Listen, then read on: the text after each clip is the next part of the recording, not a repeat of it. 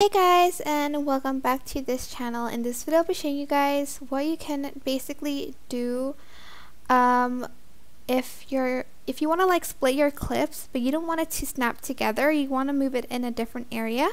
So I'm just going to select this video and add it to track, and then I'm going to just split the video here.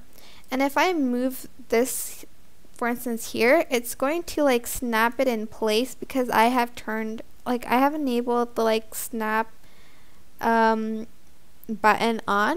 So again, I'm going to like split these, and I kind of want to have like space between these clips. So actually I'm just going to select this, turn off auto snapping, and also turn off main track magnet.